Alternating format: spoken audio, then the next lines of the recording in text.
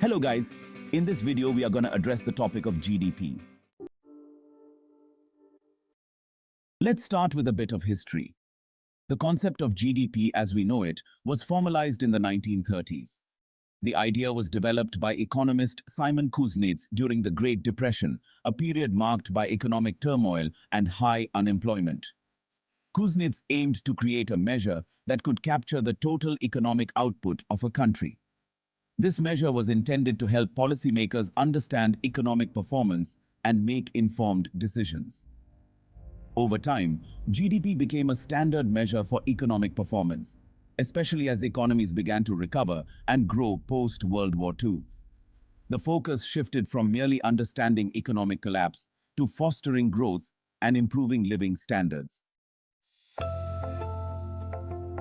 What is GDP? So, what exactly is GDP? GDP stands for Gross Domestic Product. It measures the total value of all goods and services produced within a country over a specific period, typically a year. It includes everything from the cars we drive to the services we use. GDP is calculated using three primary approaches: the production approach, the income approach, and the expenditure approach. The production approach adds up the value of all final goods and services produced. The income approach sums up all incomes earned, such as wages and profits. The expenditure approach totals all spending on goods and services. Now that we understand what GDP is, let's explore how it impacts people's lives. A growing GDP generally indicates a healthy economy, which can lead to higher employment rates, better wages, and improved public services. Conversely, a shrinking GDP can signal economic troubles. During recessions, for example, GDP contracts, often resulting in job losses, reduced wages, and decreased funding for essential services. Moreover, GDP can reflect inequalities. A country may experience high GDP growth, but if the benefits are not distributed evenly, some segments of the population may not see improvements in their standard of living. Throughout history, we've seen how changes in GDP can influence societies. For instance, the post-war economic boom in Western countries led to improved living standards and the rise of the middle class. However, rapid GDP growth isn't always positive.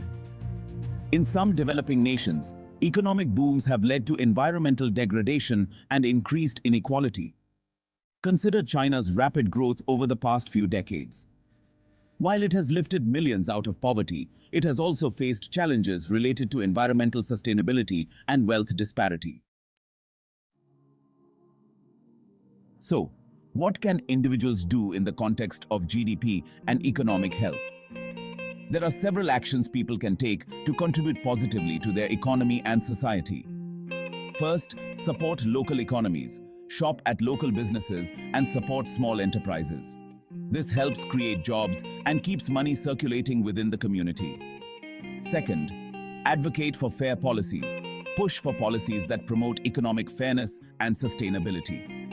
Engaging in community discussions and voting for representatives who prioritize economic justice can make a difference. Third, educate yourself and others. Understand economic principles and share this knowledge.